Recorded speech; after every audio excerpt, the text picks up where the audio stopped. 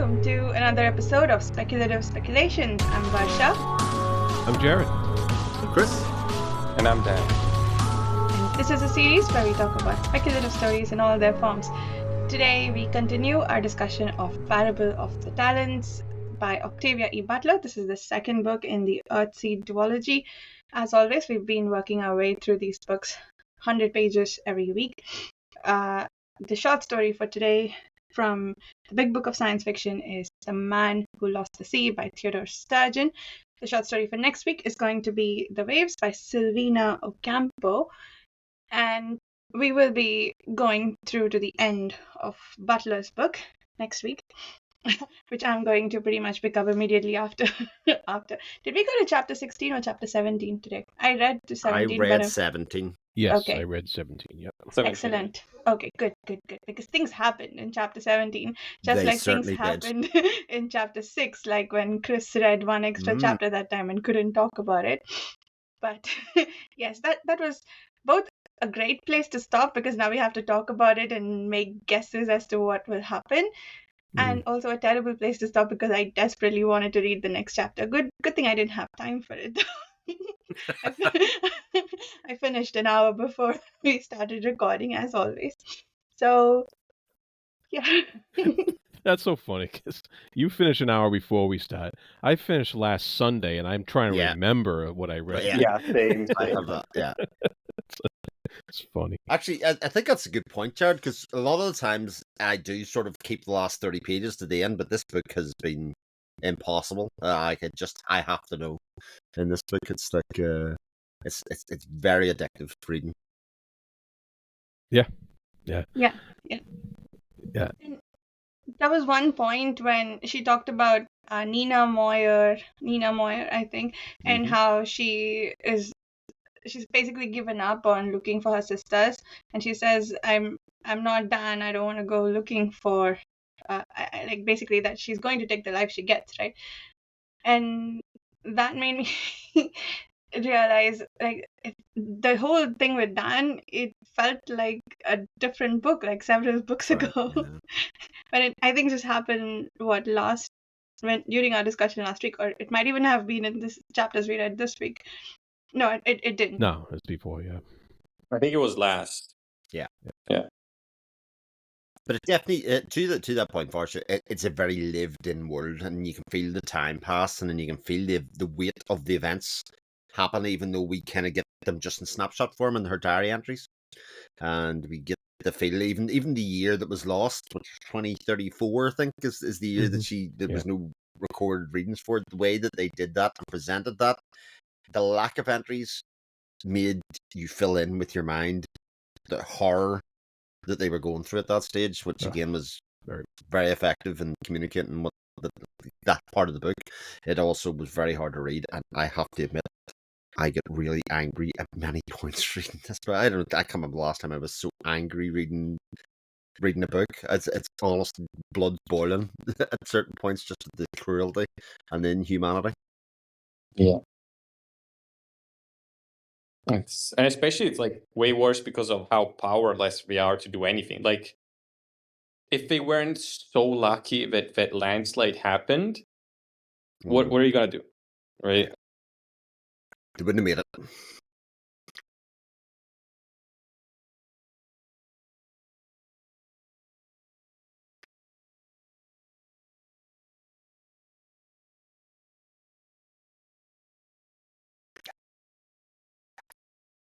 Man, what a rough 100 pages to read.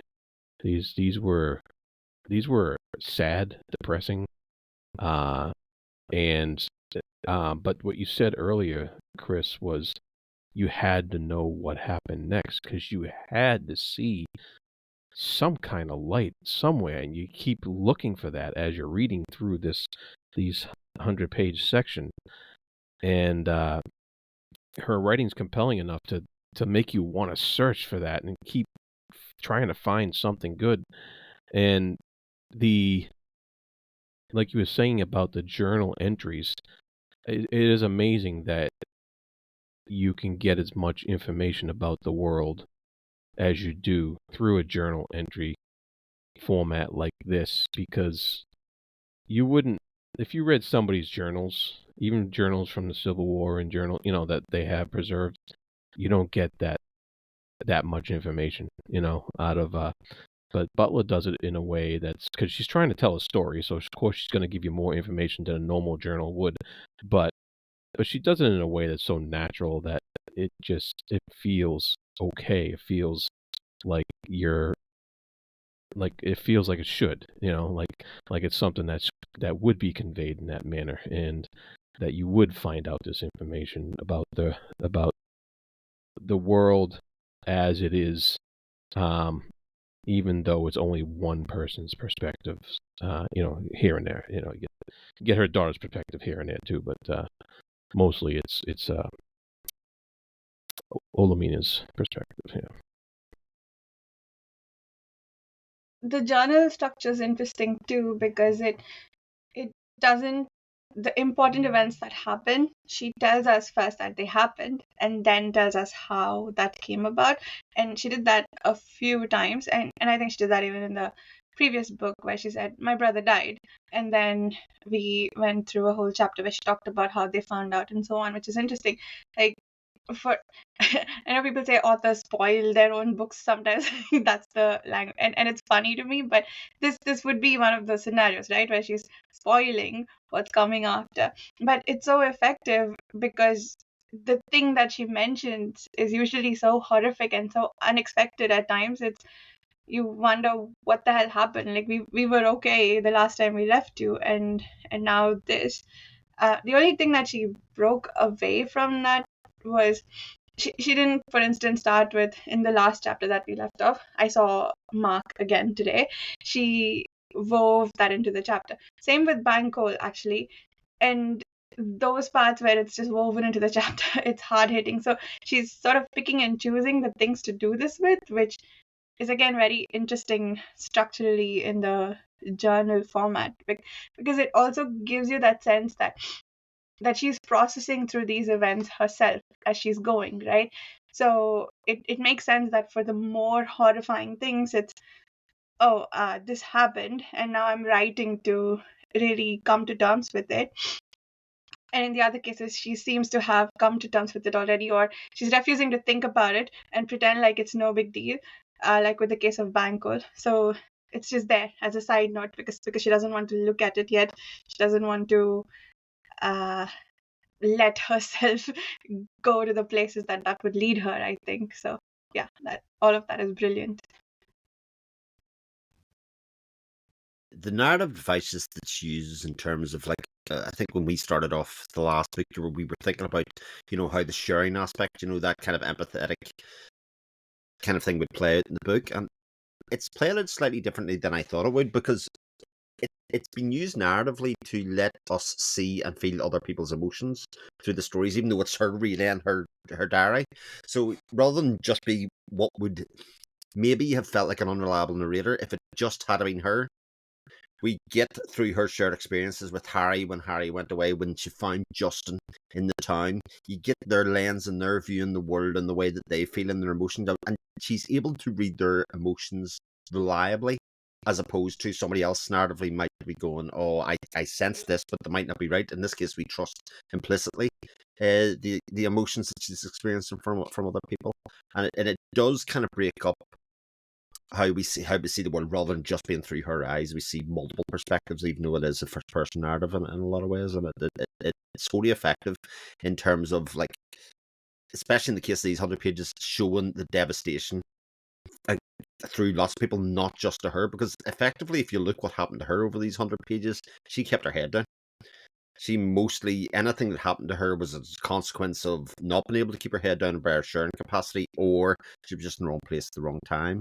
But we still experienced a lot of horror, a lot of hardship, because we were looking through those people's eyes that are around her. Like the instance with, is it Mary Lou, who got killed, basically beaten to death for having an illicit relationship and stuff like that. Stuff was just incredible. And building on last week, we get more description of what it's like to live with a collar, and actually the horror and the trauma that leaves, the stain. Like, as Marcus talked about it beforehand, we got a sense through Cougar when we met that bit left off last time, but we get a real sense of actually the long-standing impact of living under that, and it's Yeah. very impactful.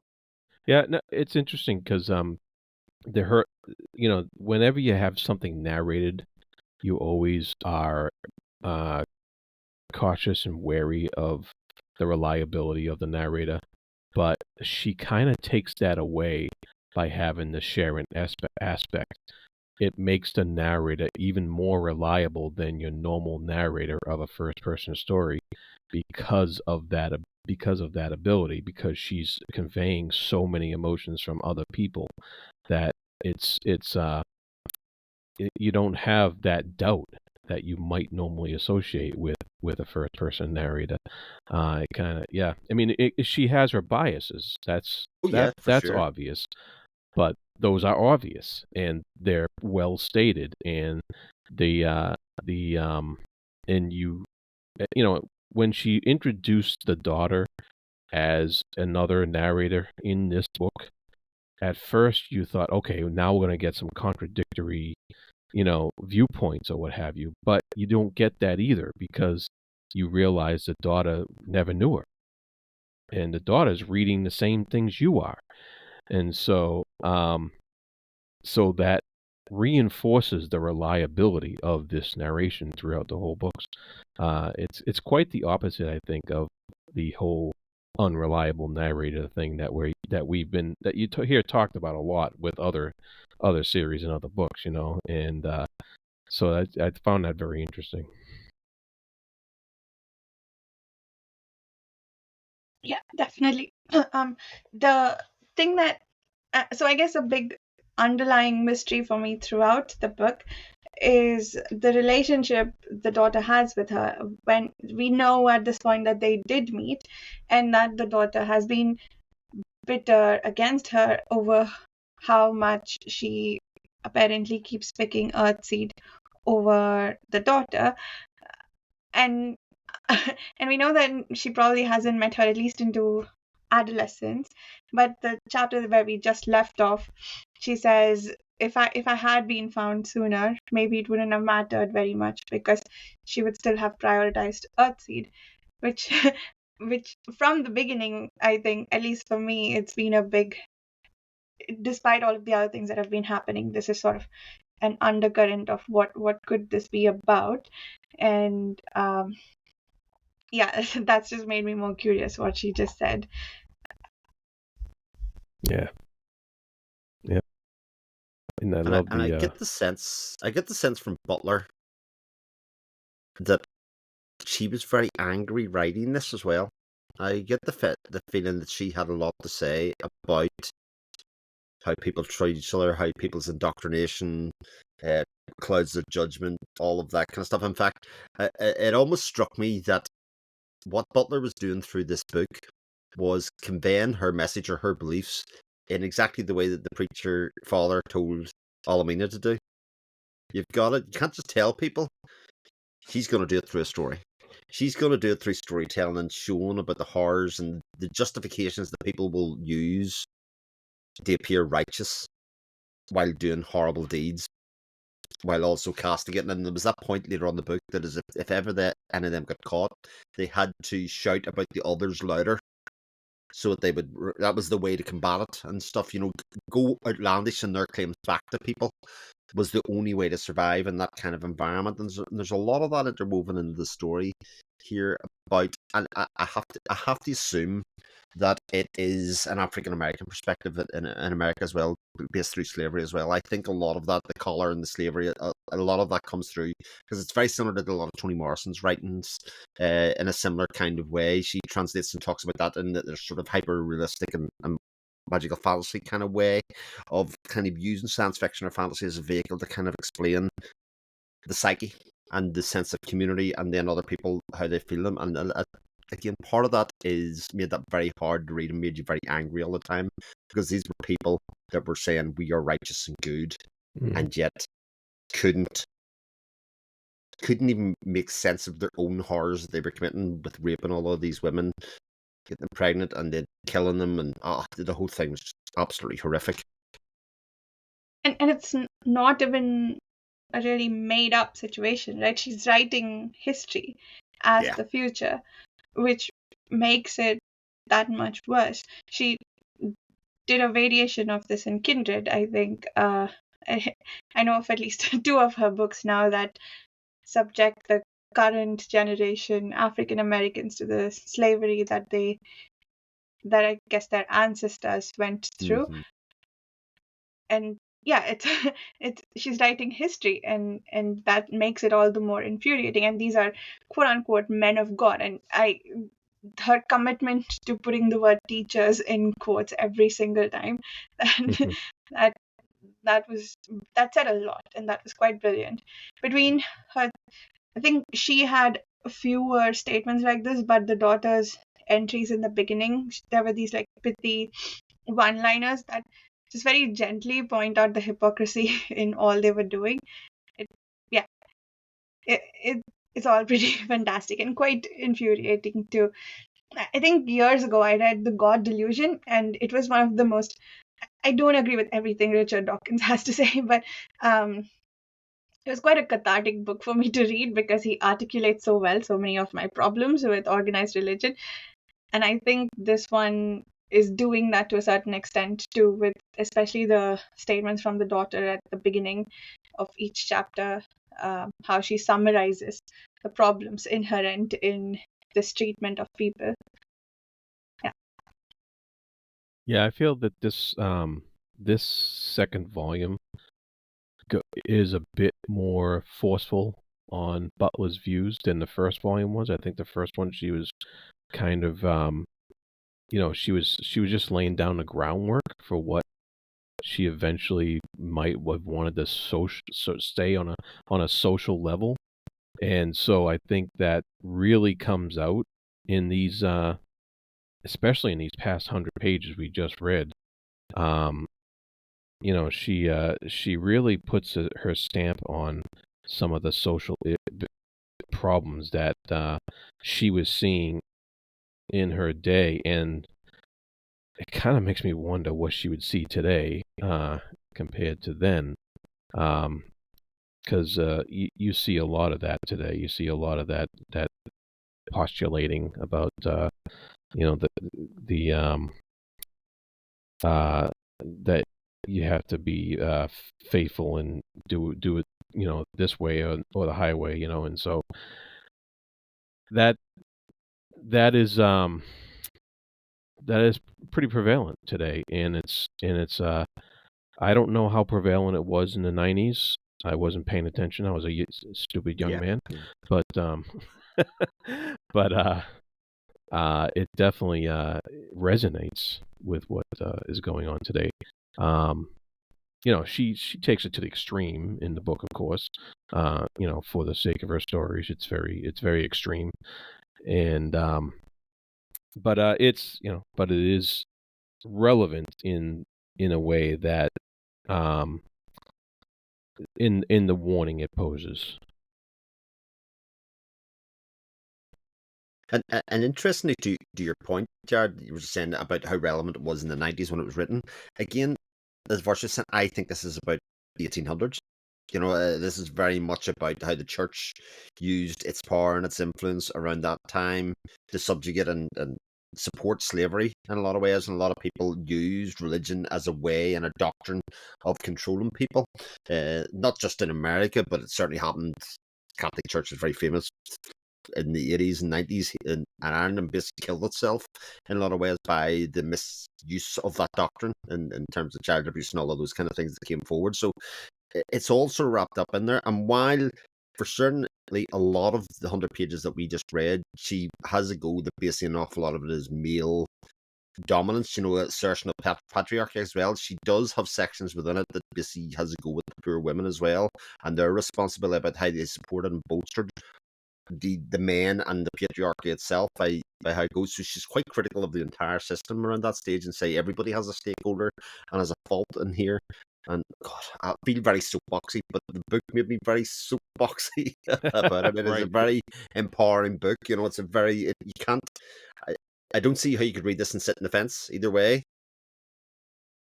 That did make me wonder how this book was received.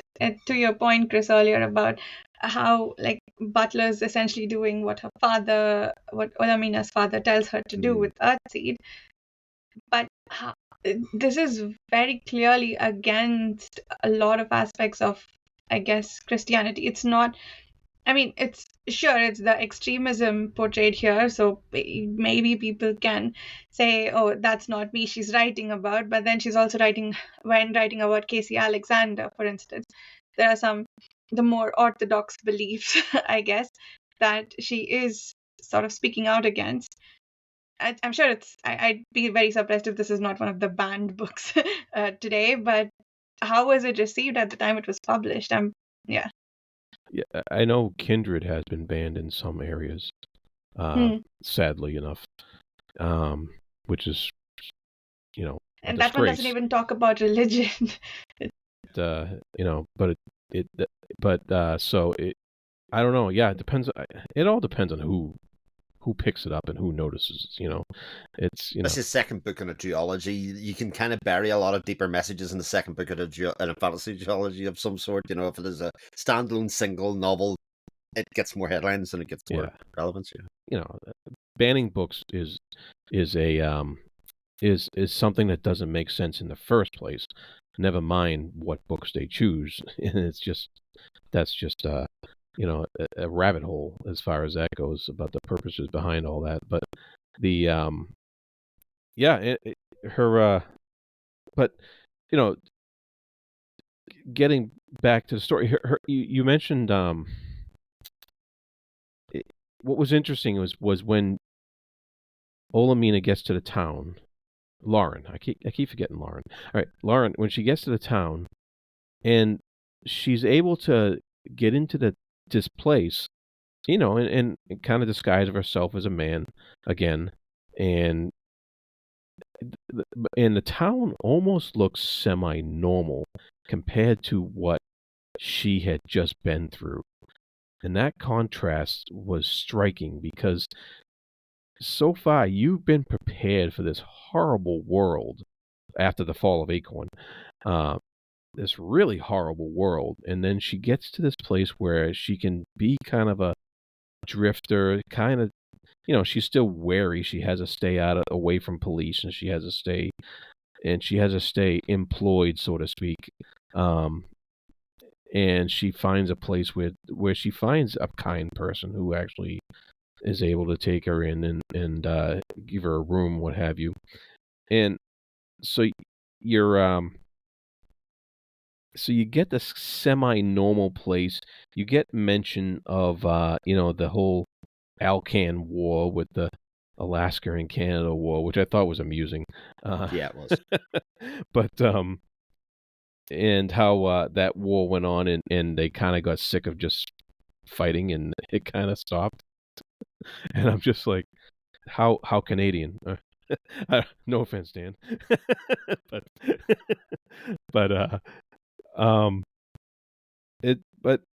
that was like, so you're still getting these hints of the regular world creeping into her horror story, and I just loved how she did it, because you at least have a bit more grounding than a complete horror show, and it was a little bit of relief, at least, because like we said before, these 100 pages were probably the roughest we've read so far.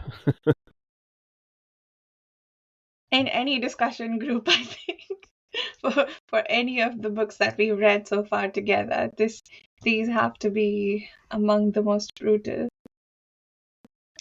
Yeah. I think there's loads. I mean, not for what happens, but for how sort of realistic and somewhat relatable it could be, right? Mm. Yeah. Right. Yeah. I mean, yeah. I'm sure you read brutal stuff in Vasha in the Baker books. Yeah. But it's not as so close to us as it is in this book. Yeah, definitely. And I think, not to go tangent too much into Baker, but those were done for a much different purpose than this one has been. And yeah, and even the purpose behind this, I think, is much more hard hitting for that. The books are basically called parables. I mean, it's literally in the name of the book is that these are sermons of a sort. These books, and you know, they get back to what you just said, actually, Jared, about the fact when she goes into this town and the normality of it. But it actually shows that, again, the church is propping up poor people within the society. They're feeding them. They're making them sit through a sermon, which in its own right is... It's not that dissimilar to the Earthseed thing. It's the idea that regardless of what's going on, community is important and God will look at. That's sort of what they're talking about in some ways. Earthseed in its own way is a Christian religion because it still believes in God, but it's those small differences between those religions that people will just use to separate and divide. Call one Satan worshippers, compared to anything else. But there is a purpose for that community and that kind of togetherness and that belief and faith. In much as you can see it envisioned there, she has it within Earthseed herself. So there are parallels that these things are very quite similar. And one of the things that really hurts about the whole thing is they took Acorn down and it was working. You know what I mean? They were a small group of people. It was there was nothing to fear from them. They were just building the community. They were feeding each other. They were feeding the community around them. They were supporting themselves, and it was just stolen from them by greed, power, whatever you want it to come from it. But the other part of it was the Alcan War. I thought was very interesting because even though this world's going to shit, right, there still is a democracy there that was, Jared was elected or whatever. I do agree that actually, and we hear an awful lot of thing about people, the wars will start up again with certain leaders in power across the world here.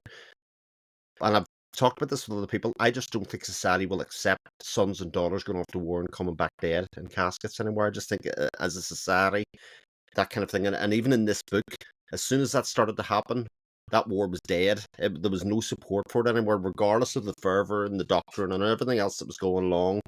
The reality of that coming and hitting home to people of like, this is what war actually is now. It isn't glamorized or anything. This is what it looks like, and it fizzled out and became nothing, and people seceded from the Union. And I don't know. Like, that is happening right now in, I don't know, let's say Ukraine and Russia, and it's still going on. It's not like the people they're going to do anything to stop it, You know what I mean? Yeah. No, you're right that the wars still happen for sure, but even within, I'm trying to be careful, even within Israel, the Israeli people are not happy with them murdering and killing other people on their doorstep. Yeah. There's a groundswell of opinion on the ground that wouldn't have been there 60, 70 years ago, I would even say, in much the same way. There is a mobilization there now. I think the world is flawed and how it has the control measures that it thought it had put in place are ineffectual in controlling war and all the rest, because it's still tied to money and power and resources and all those kind of things. But I think in the way that, like, if a World War II or World War III broke out tomorrow, I think you would find its ability to last for 6 years very much curtailed by the fact that people in certain classes have prospects and have dreams and education and things in ways that they didn't in the 1930s and 40s and stuff, and so being them plucked out and being used as the fodder to make wars, I don't think that exists as large scale as it did. And it's not to say there aren't a hell lot of wars, but a lot of those are twisted and presented to other people because of the media in certain ways and all that kind of stuff. Jeez, I've got very on soapbox. I need to get off.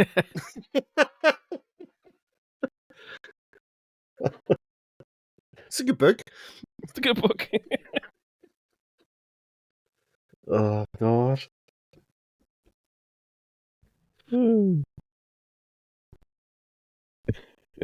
Poor Marcus. Yeah. Poor Marcus. Yeah.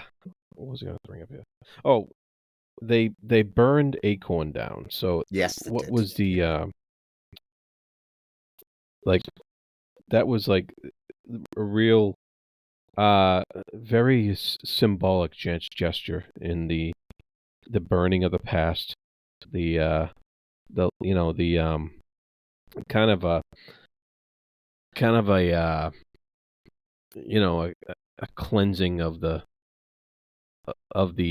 sin, almost, like to let it all go, and to you're making that new beginning, that new, and it's not necessarily a great beginning. It's not like a happy beginning or anything like that, but it was something that needed to be burned out of their almost collective memory in order for them to move on. And they had to do that, because not only just to deny the anybody else the use of that area, but also to get rid of what happened to them there in some kind of manner. It's like a funeral pyre for the concept of Acorn, for the town of Acorn.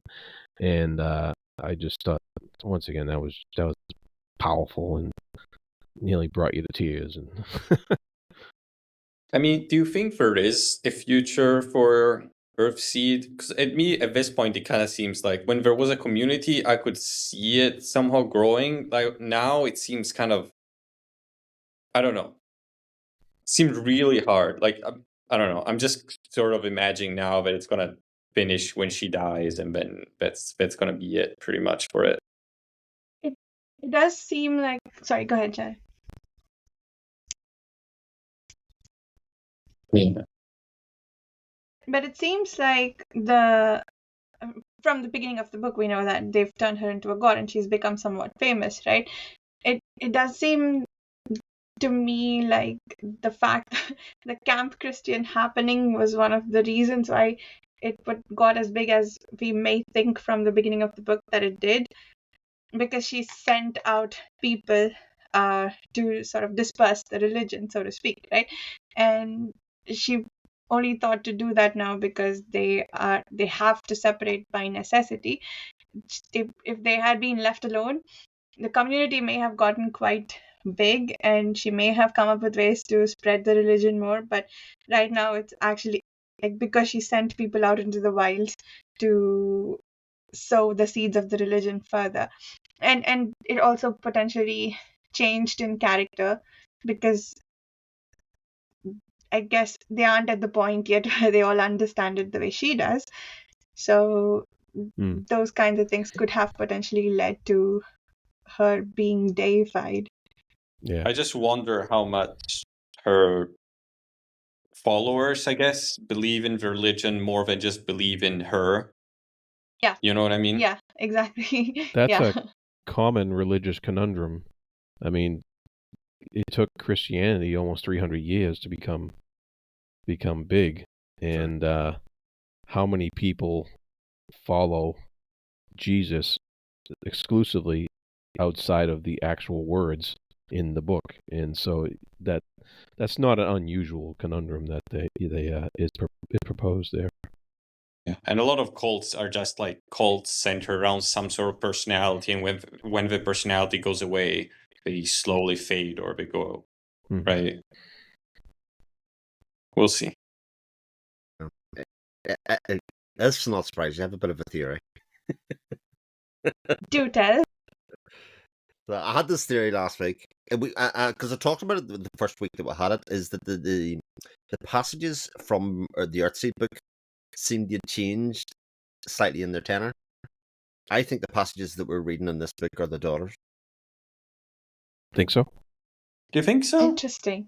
She didn't seem very into Earthseed. She doesn't seem very much into your mum's Earthseed, or mum's idea of Earthseed. But as I said, the messaging that has come through in a lot of the passages in this is a slightly different tenor and meaning, and it always sits within her part of the narrative and the story.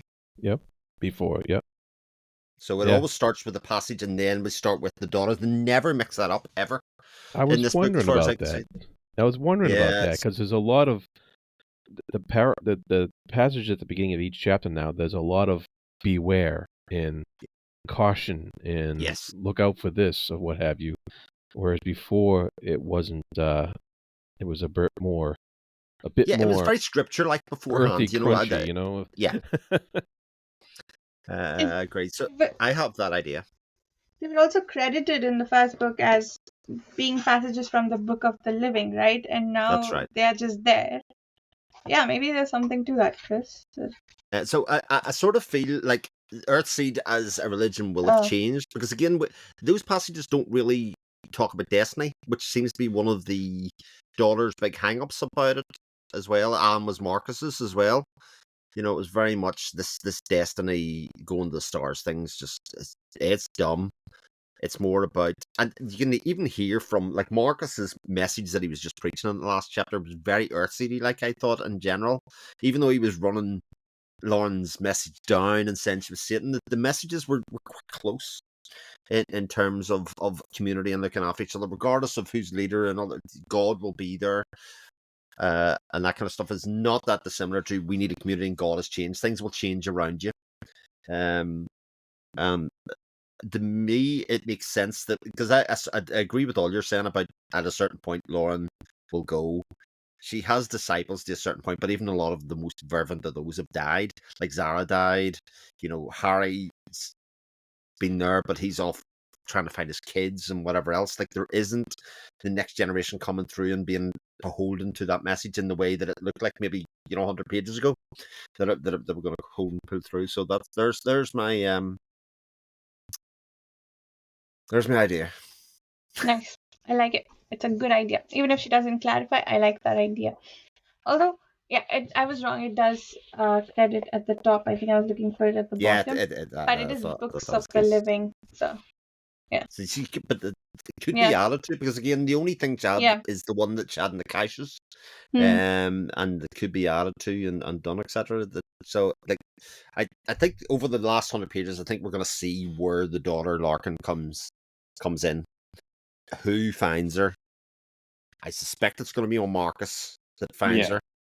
her. I think that's quite clear. Again, using the idea of his indoctrination is going to have a bigger influence on her than her mother's later on. But that ultimately she's going to meet her mum and there's going to be some sort of resentment.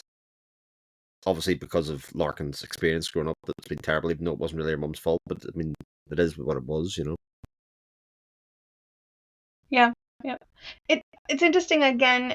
It's not it like the previous book. It was less about the expansion of Earthseed, which does take up a significant amount of room, like not right now in the narrative, but from the future, the picture we have of where Lauren potentially ended up.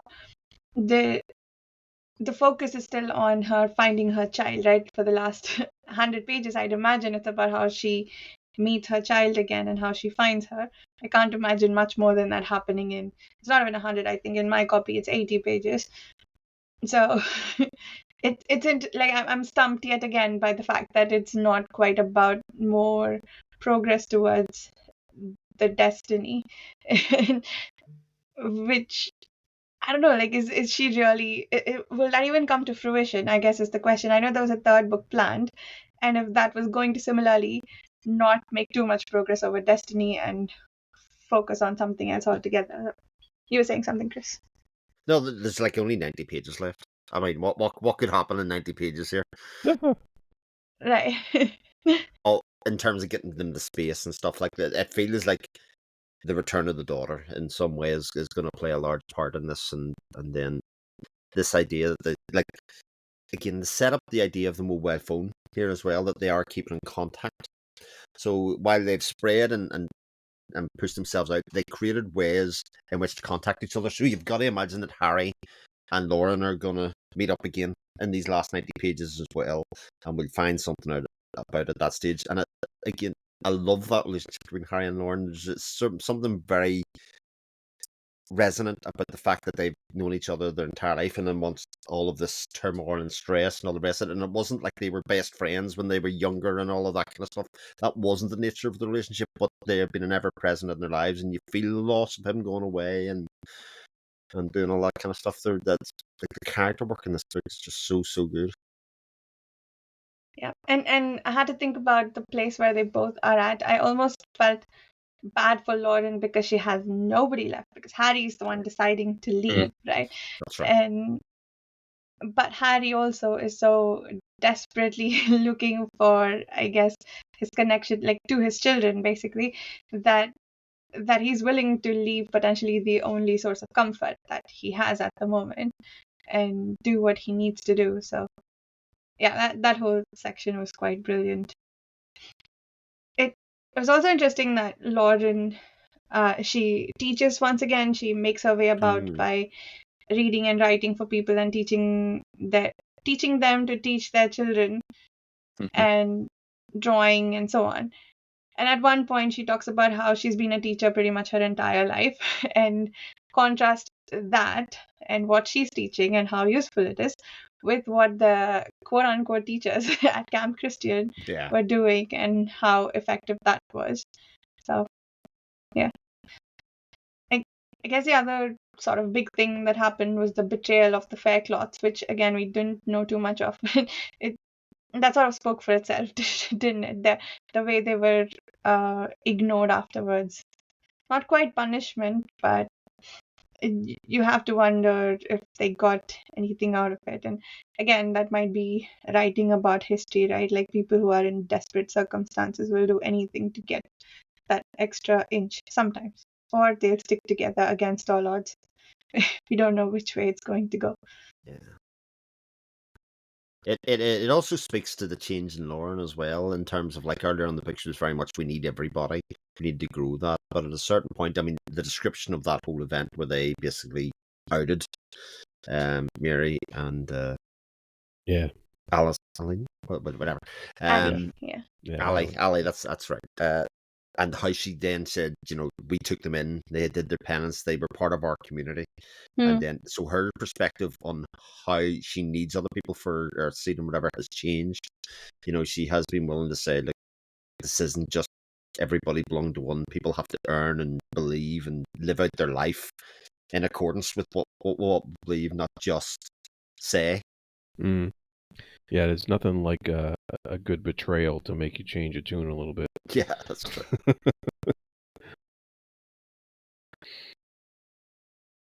There's also the fact that the sermons, as they were being preached, they were, I guess, in a state of, what is it called, like sort of hypnotic suggestion, essentially, because they were so tired and exhausted, you can barely pay attention. So it's almost like they're relying on that state. I don't think she actually referenced the science to all of that. Like, I read an article about that's how advertisements work when you're in that sort of receptive state, and you're more susceptible to suggestion. So the way that passage was written about how the Faircloths turned, it almost felt like that's what she was referencing, but maybe I was reading too much into it. But that was interesting. Yeah. Very powerful, those, again, what happened to people under duress and captivity and how they responded. Like, again, the bits where people self-sacrifice to kill and fight against their oppressors were like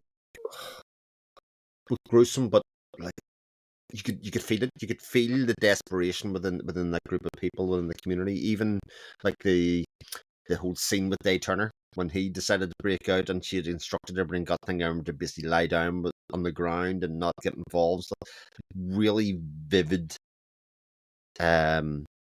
discussions. Yeah. And they had to and the whole discussion on how they had to exchange messages carefully and get lashed for it. Oh, that reminds me. Also, the what was I going to say? You know how much of a focus the sharing was. Like it she didn't draw too much of our attention to it in the first book, but it was always there, and it was referenced especially in moments where she saw a huge potential for pain, right? And for a year and a half, she's seen nothing but pain, and we barely hear about it. She says she there's just a couple of sentences in the end about how she's used to this now. She was able to kill people and hurt them without it affecting her. And thinking back to the other brutal moments from the series, like at the end of the first book, for instance, she says she died 17 times because she experienced every single death. But she's been through so much now that even something like that, possibly she was able to just work her way through. the description of her own rape as well. Oh, Both yes. experiencing the euphoria of the rapist as well. I like, honestly, like, how How do you say sane? brutal book, Yeah. brutal. Yeah. Yeah. Yeah.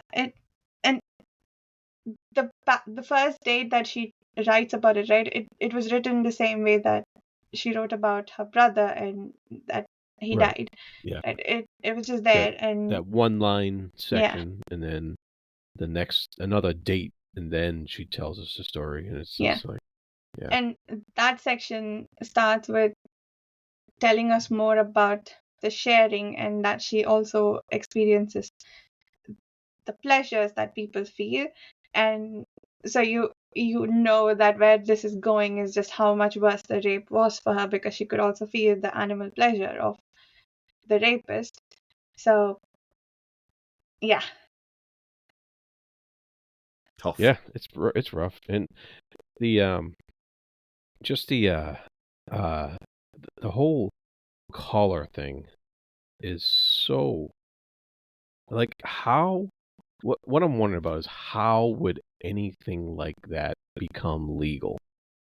I mean, they might not be. They might be illegal technically, but I guess they would be developed and used the same way that illegal firearms are developed and used or what have you. But it's just, it's so horrible, those things. And uh, uh, you it's the ultimate form of deprivation, the ultimate form of humiliation and dehumanizing, that you can have.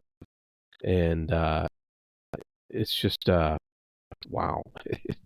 It's so, it's such a horror show to read about.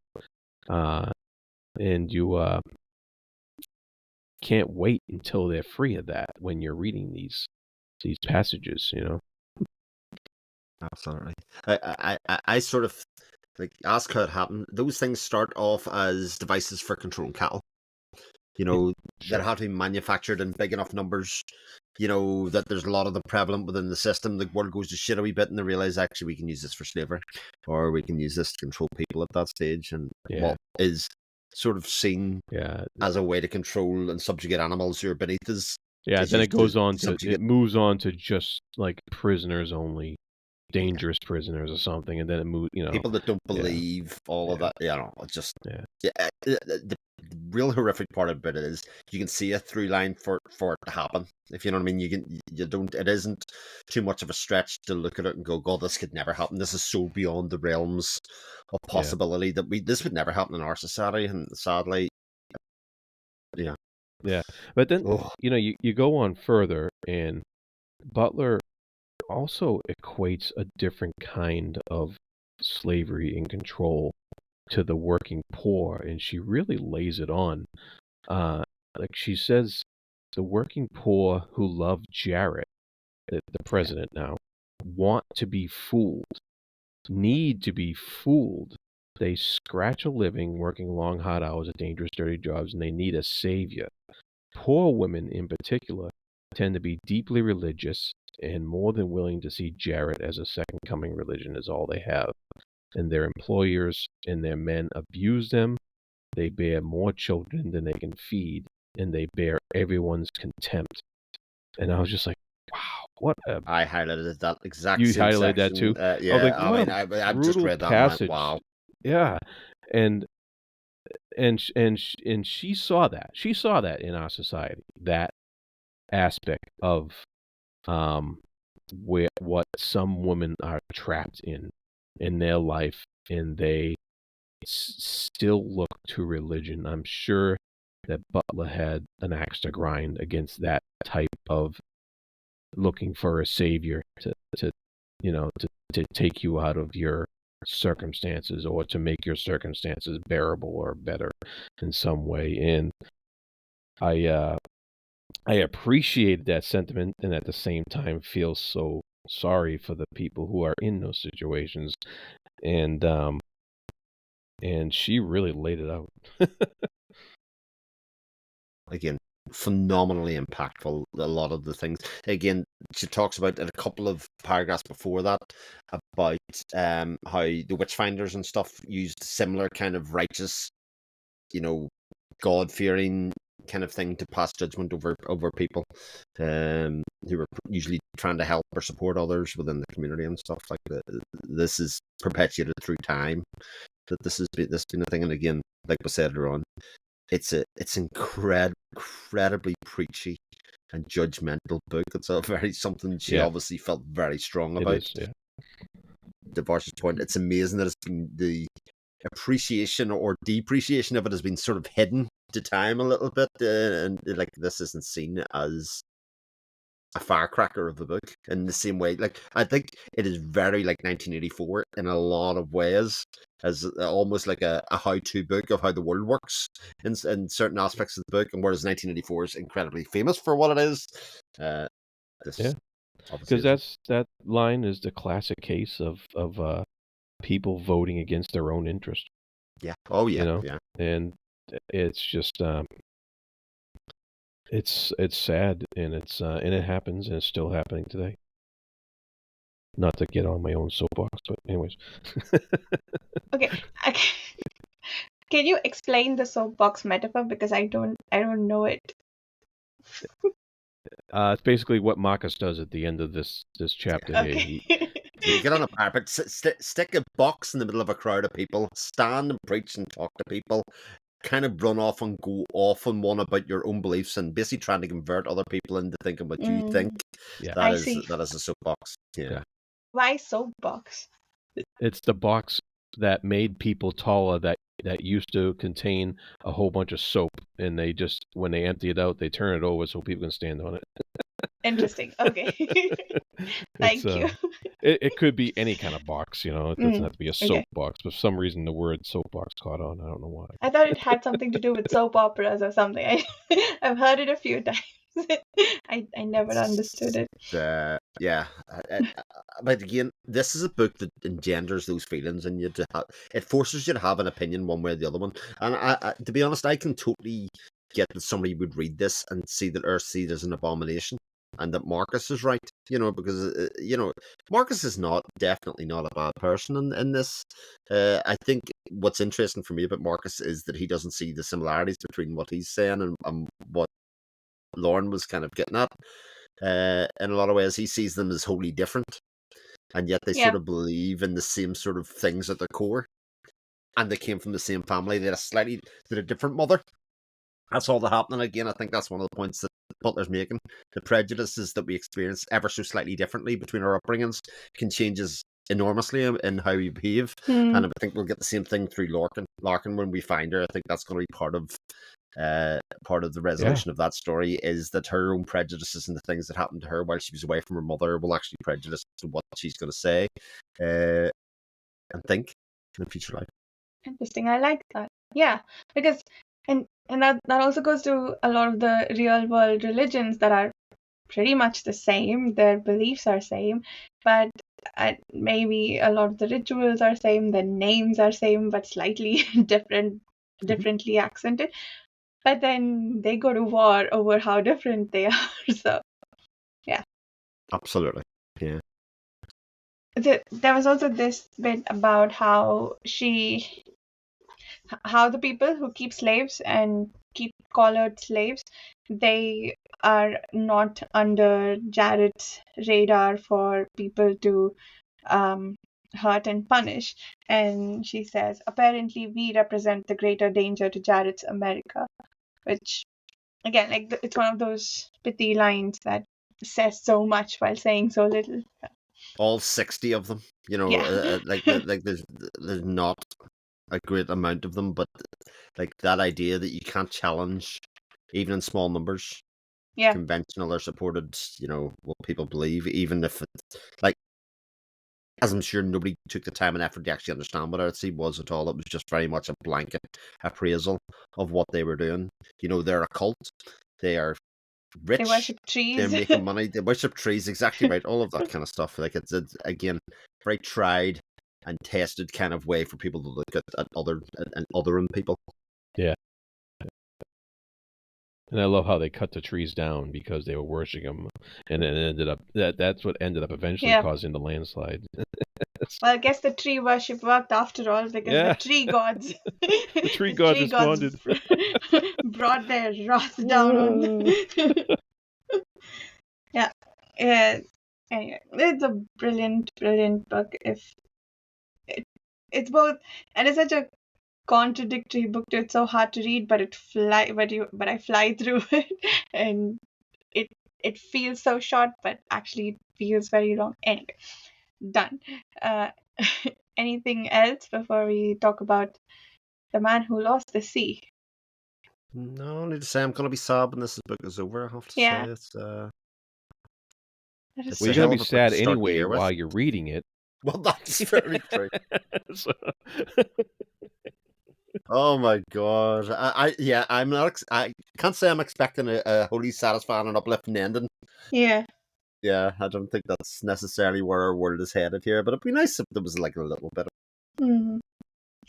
The scene with the reunion with Justin brought tears to Yeah. my eyes. That did. Oh, that was so.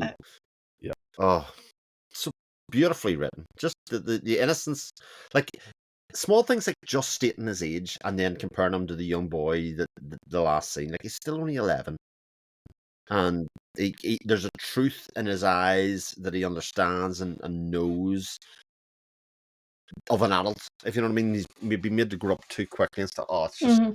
yeah. It's interesting how she makes us feel for the people, and I think this goes back to what you were saying earlier, Jared, about the empathy making her a more reliable narrator than typical first person narrators tend to be. But she, for people that we don't know, the way she makes us grieve for them, right? Especially the last scene at the end of the previous book when they held that community funeral. That one also made me break down a little bit. But usually I only cry in books when it's people I know who die. But but she made us share her grief, So yeah, all brilliant. So Chris, do you want to tell us how a man manages to lose an entire sea? oh, I was not prepared. Okay, 3 stars. So, young boy plays with his toy helicopter on the beach. Nearby, a sick man lies in serious need of help. The young boy, however, does not offer any assistance, so the sick man is forced to stare at the sea and dream of scuba diving of Sputnik with monstrous man eating amoebas. Apparently. Apparently. Interesting summary. Yeah, I was going to say, like, very interesting. Yeah. Somebody that's not really. No. Yeah, isn't it space involved here somewhere? Well, that's what he's saying. He's saying the Mars? man's looking up and seeing space and kind of seeing the stars and things moving above him, the satellites, and then it turns out the satellite again. It's not a very long story, but its resolution then is of the boy and the man being the same. Yeah. And I'm kind of, Okay. I think I wanted to make sure I got that right. Yeah. Yeah. Did you think that would be the revelation right from the first paragraph? Is it that I've become jaded because I've read so many stories that did that? This may have been a big revelation when it was written, but well, especially the way it was framed. yeah. It was like, imagine this. Imagine somebody comes up to you with this thing, and it's like, right, okay, I can sort of see how it's going. And I have to say, I wonder again. I've meant to look to see when this was written. 1958, I think. 58, so we're still in the 50s. So we're the dawn of the space race, if you know what I mean. We're sort of around that time. Yeah, 59. Yeah. 59, yeah. So we're not quite in the middle of that, but I'm excited to see actually in the middle of the space race how fiction was impacted by that kind of thing. Of man was literally dreaming of the stars and the news every night and that kind of stuff. How that came through. This sort of feels like it's sort of starting to look at that kind of bit and looking at as much as space to the sea. For the as we don't know as much down there as we know as about up there. That kind of stuff. And I think that's still true of society today. Like what we understand about what is in the ocean is really not that large. Yeah, true. I mean, I thought that the story itself, I thought it read very quickly because he had a lot of um like there weren't a lot of breaks in there. It's just like a long run-on stuff that just kept going and going and going and going and going, and you just kept reading and reading and reading. Um, I thought it was a lot of word salad thrown in there, basically, um, just to convey this simple concept that this guy's dreaming about the stars, and he dreamed about it when he was a kid, and now he's an old man, and he's kind of dreaming about it now. And comparing uh the stars to a sea, and the sea being, this in a calm with currents and stuff like that, and I was, I don't know, this it was okay. I thought the writing was nice, but it really just didn't really sink in with me that much. It was just, Yeah. I was like, that's okay. I don't know if you read the story last week, Chris. I did read But Monster. I love that story. That was great. Ah. I I loved thought it. Monster was okay. I thought it was interesting. I think what's interesting about this story specifically is that it's in the big book of science fiction, edited by Jeff and Anne Vandermeer, right? And if this story has any relation to anything else we've written, you can see a bit of annihilation in this about the void on the other side, about the people that go there, being the boy, being the man, looking around them, looking around the world around them, and kind of getting it. So there is a sort of resonance with Vandermeer's Southern Reach trilogy, I think, to it. I think he takes and obviously develops it to a greater extent, but there definitely are parallels with this story with that. But yeah, It was the amoeba bit that reminded me of Southern Reach, but I Yeah. thought of that too. It did have very strong Southern Reach. What the hell is going on vibes? I feel like I will from now on compare everything that has what the hell is going on, where the hell am I, to Southern Reach. But this one was more than just that. It also had that weird creature, and like you said, Chris, who is this person? Are they the same? Is he looking at a previous version of himself? Those kinds of questions also reminded me of Southern Reach. Yeah. The other big reveal was that he wasn't actually out at sea, he was on Mars, yes, right? Which also I guess it became fairly obvious from when he said, oh no, it's all brown, it's not actually bright like I expected to. But I do wonder if this was if we hadn't read a lot of science fiction stories or stories in general, I think if these would have been big revelations that would have blown your mind, or if it would have been, if to me it just felt like, yeah, okay, I've seen this done before, but was it one of the first of its kind? It's a good question because, yeah, you wonder about that. We're a little cynic and we're a little jaded. Yeah. And yeah, we have seen this before, but did anybody see it before in 1959? Maybe not quite in this way, and maybe it would have had a bit more of an impact.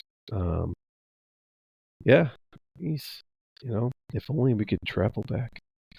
Yeah, but again, a story that deals with what happens in the moments before death, when your sort of like existence flashes before your eyes, where you are kind of melts in. The fact that he's thinking about amoebas when he's basically going to sink himself into the earth and become one with, all of that kind of thing. I mean, there is a spiritualness to the story that is probably the reason that I didn't really find it easy to connect to for that reason, but you definitely can see what it was doing and what it was touching on. Yeah.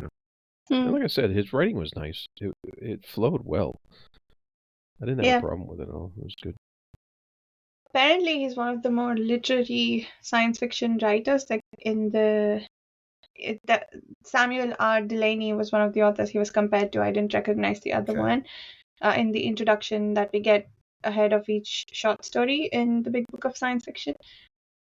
and this story was referenced as a lyrical style. So and Yeah. there were parts of it that felt like if I read it aloud, it might flow better. So maybe it all sort of rolled into each other because it's supposed to be a lyrical style. I don't know. Mm. It is a story that I might reread to see, not anytime soon, I don't think, but I think it just to see how it reads, knowing what we know towards the end, because the mystery aspect of it, like what it is that he's trying to tell us, is it's curious, right? I always like to see, once the mystery has been built up and revealed, what the breadcrumbs were that were laid out in the process. So Very cool. anything else? Just want to say once again what a great collection of stories this book has. It's really is something else. Yeah. And again, I know we've said this before, but the idea that it's chronological is so interesting. It's fascinating. I really, I love that bit. Like I was saying, this idea that we're coming into certain aspects of human history that are of a science fiction nature and how they will translate and stuff. I just think the whole thing's just makes it exciting as we go week on week on week, year on year through these stories. Yep, definitely. And I guess one thing that I'm missing is the historical aspects of what influenced it. But like you said, like you mentioned, the space age is coming. We'll see how the stories we read from that time might be influenced. We saw a lot of like interesting shapes to spaceships that we read before in the previous set of stories. So once there were some actual rockets launched in space, we'll see what that looks like in science fiction, I guess. Yeah. We'll see. We'll see. All right. Then, if there's nothing else, we will meet everybody next week with the last of Parable of the Talents, and with the short story next week, which is The Waves by The Waves. Silvina Ocampo, translated by Marian Womack. Thank you, Chris. Thank you so much for listening, and we'll see you next week. Bye.